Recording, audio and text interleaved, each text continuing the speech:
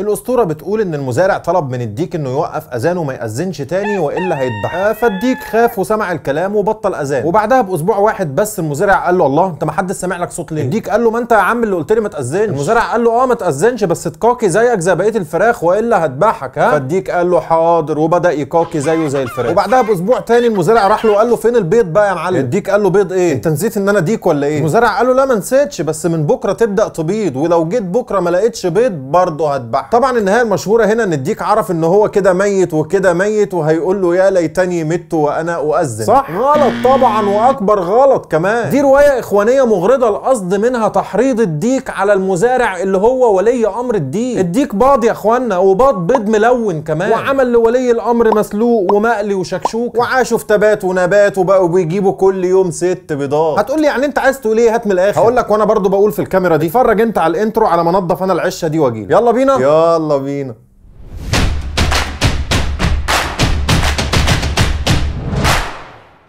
في 29/3 سنة 2011 كان في ندوة في الرياض في السعودية بعنوان دور الإعلام في توعية الشباب، والشيخ عبد الرحمن الحذيفي إمام الحرم النبوي كان مدعو فيها، وسأل الأمير سلمان وقتها وكان لسه أمير الرياض عن إنه ما يصحش اللي الإعلام في السعودية بيعمله وتحديدا قنوات MBC وإن دي دولة توحيد وعقيدة. فكان رد سلمان عليه ساعتها كتب ينقد ومع حق بنقده فأنا أخذ به وأشكره عليه، وإذا كان جانبه الصواب فأعطاني الفرصة أرد عليه.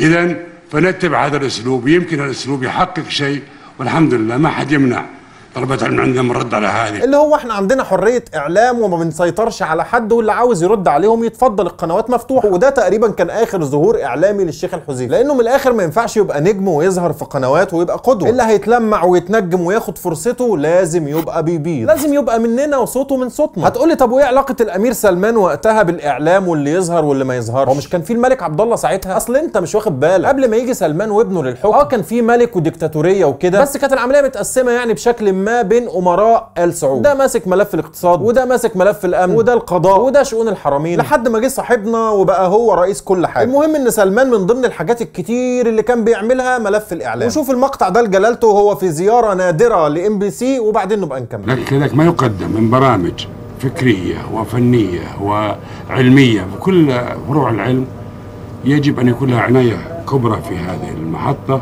طبعا كله ساب سلمان وMBC ومعلق مع الواد اللي بيلعب في مناخيره في الخلفية. ايوه هو الامير محمد بن سلمان قائد الحزم والرؤية بتاع الثاقبة. ما تطلعناش بس من الموضوع، بتموتوا في الكلام ده. الخلاصة ان احنا عارفين ان الدولة ما بتقدمش للاعلام الا اللي بيمثل رؤيتها او على الاقل مش بيتصادم معاها. مين فينا ما عملش شير في يوم من الايام لمقطع مؤثر لفضيلة الشيخ الدكتور صالح المغامسي؟ مين فينا ما شافش مقطع من مقاطع الشيخ الكتير في القنوات الكتير وهو بيبكي وبيبكي الجماهير؟ انا مش هتهمه ان هو كان بيمثل وبيعمل شو، لعلها كانت لحظات صادقة. بس خلينا نشوفه بقى لما ولي الامر اللي عمل منه نجم احتاجه. ولي الامر اتزنق في مرمى قتل فيها واحد كده على السريع واحتاجه، واحنا عارفين حكم القاتل المتعمد في الإسلام، فنخلع منها ازاي دي يا مولانا؟ خالد بن الوليد رضي الله عنه هو سيف من سيوف الله، ومع ذلك لما بعثه أبو بكر رضي الله عنه في حروب الردة تجاوز ما أعطاه أبو بكر من الصلاحية، فكان أن نجم عن ذلك أن قتل مالك بن نويرة ظنا منه أنه يستحق القتل، فكان يقول أنا الأمير ولم يأتني من الخليفة ما يمنع ذلك، وأخطأ في قتل مالك، ولذلك أبو بكر رضي الله عنه وأرضاه ودى يعني دفع دية مالك. أيوة عنده حق أبو بكر الصديق لما بعت خالد بن الوليد في حروب الردة. إيه ده استنى كده، أنت بتقول حروب وردة يعني خاشقجي كان محارب وكمان كان مرتد؟ لا ده أنت تستاهل بقى إن إحنا نضحك عليك ونأمنك على نفسك ونقول لك تعالى خد ورقتك وأول ما تدخل يا مؤمن، لا مؤمن إيه بقى أنت خليت فيها مؤمن، وأول ما تدخل يا مرتد يا كافر يا زنديق نذبحك. صح كده مولانا ولا إيه؟ وقتل الغيلة أن يأتي القاتل للمقتول على وجه يأمنه فيه فيقتله. لا يحق لأولياء الدم أن يعفوا ولا للسلطان أن يعفو، لا يحق لأولياء الدم ولا للسلطان أن يعفو، ولا بد فيه من إمرار القصاص. الله، يعني هو دلوقتي مجرد خطأ صغير من خالد في حق مالك ولا قتل غيلة واجب القصاص؟ حاجة تحير يا مولانا والله. في 28 مارس 2012 اتخطف القنصل السعودي في عدن في اليمن وكان اسمه عبد الله الخلدي، وكان وقتها مولانا المغامسي بيمارس نجوميته عادي على الفضائيات، والمذيع ساعتها سأله عن حكم الدين. شوف سبحان الله، قنصل برضه قنصلية وخطف وحركات. بس خد بالك يا مولانا قبل ما تجاوب، المرة دي المخطوف نشوف راجلنا احنا بتاعنا نركز. الله يكرمك. النبي صلى الله عليه وسلم جاءه رسولان من مسيلمة الكذاب يقولان في رسالتهما إن مسيلمة نبي وأنه يطالب بالشراكة معه وأن يكون الأمر بعده أي بعد النبي صلى الله عليه وسلم لمسيلم. فقال عليه الصلاة والسلام للرسولين وأنتما ماذا تقولان؟ قال نقول كما قال أي نؤمن بدين مسيلمة، وهذا كفر وردة ومجاهرة بالعداء لرسول الله صلى الله عليه وسلم بين يديه وفي مدينته. فقال عليه الصلاة والسلام لولا أن الرسل لا تقتل لقتلتكما. فالموقف الشرعي أنكم مستحقان للقتل لكن الرسل لا تقتل. شفت بقى هنا ما ينفعش نقول ابو بكر وخالد ومالك بن نويرة رضي الله عنه، القصه هنا ما تظبطش. يبقى هنا نقول قصه سفراء مسيلمه وهناك نقول قصه ابن نويرة. زي بالظبط صاحبك السديس لما ترامب كان حبيبنا وكان محسسنا ان احنا ممكن ندوس على الخلق كلها وهو في ظهرنا، طلع وقتها وقال المملكه العربيه السعوديه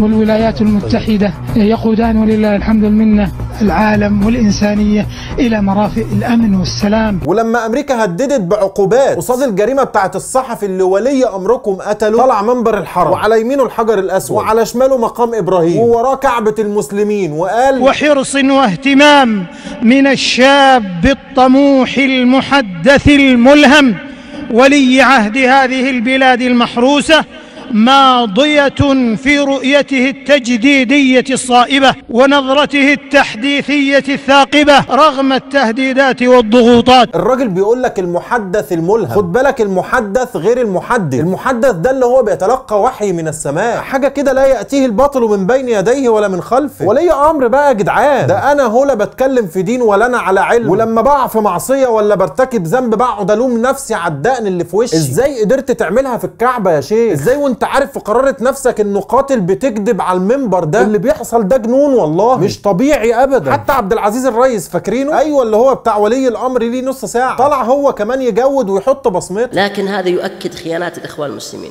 وانهم كيف في مثل هذه الاحداث وضعوا ايديهم مع الرافضة ومع دول الكفر ووضعوا إعلامهم مع أولئك وصاروا يهاجموا دولة التوحيد والسنة ومعهم قناتهم قناة الجزيرة فكلها مجتمعة لأعداء دولة التوحيد والسنة. يعني اللي هو خلونا بقى من القتل والتقطيع ووجع القلب ده، مالكم انتوا يا اخوانا بولي الامر بتتكلموا عليه ليه؟ الراجل راح شرب الخمر زي ما بيعمل كل يوم على الهوا ولعبت بدماغه، وبدل ما يروح يعمل حاجة اللي بتغضب ربنا اللي انتوا عارفينها راح قتل واحد من شعبه، والحكم الشرعي طبعا ان احنا لا ننكر عليه. وينبغي لأهل الإيمان أن يواجهوا هذه الحملات الإعلامية بمثلها بل بما هو أشد، وأن نعرف خيانات الإخوان المسلمين. انظر إلى حالهم وهم يعظمون أردوغان وحكومة تركيا، وفي المقابل كيف يطعنون بدولة التوحيد والسنة مع أنه لا مقارنة بينهم، حتى خدع كثير من أهل بلدنا الطيب. معلش الراجل معذور، عمل الفيديو من أسبوع وما يعرفش إن ولي أمره اللي هو طالع يدافع عنه هيعظم تركيا بنفسه بعدها بكام يوم. الكثير يحاول استغلال هذا الظرف المؤلم لإحداث شرخ بين المملكة العربية السعودية وبين تركيا. لن يستطيعوا عمل ذلك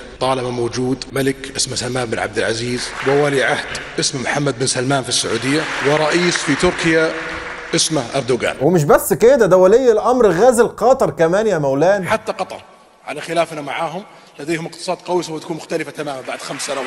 ومشاري راشد العفاسي هو كمان حب يجامل، راح ألف أغنية وسماها السعودية خط أحمر ونزلها على اليوتيوب عشان يكذب هو كمان ويدلس على الناس ويقول لهم إن السعودية هي اللي مستهدفة مش مجرد قاتل مطلوب للعدالة. تخيلوا إن الأغنية في أسبوع عاملة حاجة و50,000 مشاهدة بس وعليها 5-6 تعليقات. بقى مشاري حبيب الملايين ما قدرش يقنع جمهوره يسمع الكذبة دي، سبحان الله، مع إن الأغنية من غير موسيقى طبعا عشان الموسيقى حرام. شفت تويتات عائد القرني ومفتي السعودية وأنت تعرف إن مفيش حد مرضي عنه الا وبيبيع. مشكله المشايخ والدعاة والعلماء المتمكنين من علمهم لما بيوظفوا الدين لخدمه حد معين بيعرفوا يضلوا الناس صح. القصه هنا بقى انتوا هتعملوا ايه لو ثبتت عليه التهمه؟ هتعملوا ايه لو قطر وتركيا رجعوا حلفاء تاني للمملكه؟ هتعملوا ايه لما يرجعوا الاخوان حلوين وكيوت ويشيلوهم من قائمه الارهاب؟ هتقولوا عني وعن كل المعارضين اخوان برضه ولا هتغيروا رايكم ساعتها؟ انا عارف انكم مش هتغلبوا في التطبيل والتبرير لكل اللي هيجوا بعده، اللي شغلني بس قد ايه الدين ده اتضرر بسببكم. تعرفوا احنا بنطلع لكم كل يوم تناقضات قد كده وانتم مش عارفين تطلعوا لنا تناقضات ليه؟ عشان الحق واحد وما بيتغيرش وهيفضل طول عمره واحد، انما الباطل ب1000 وش وبمليون كلمه. اتفرجوا على ولي امركم وهو بيغير العقيده الباطله بتاعته عشان ينقذ نفسه، واتفرجوا على نفسكم وانتم بتتغيروا وبتتلونوا معاه انتوا كمان زي الحربايه. انتصار عظيم الحقيقه للحق بعد جولات وجولات من الهزايم، بس انتصر في الاخر وبيكنس كل نصر حققته. كل الدماء الدماء اللي سفكتوها اجتمعت في دم جمال عليه رحمة الله، وبتنتقم منكم ومن ولي امركم بشكل مرعب وعجيب. قرأنا التاريخ خلاص وعرفنا انكم لما كنتوا بتوقعونا ما كنتوش بترحمونا، ولما كنا بنرجع نتمكن منكم كنا بنرحمكم وبنقول عفى الله عما سلف. بس المرة دي ما اظنش ان في حد هيرأف بحالكم ويكون بيكم رحيم. علمتونا الكره وقسوة القلب وعمرنا ما كنا كده والله العظيم. عرفنا ان احنا اللي بندفع الثمن لما بنكرم لئيم، وان علاجه يتملاله من نفس كاسه وندهوله ونقول له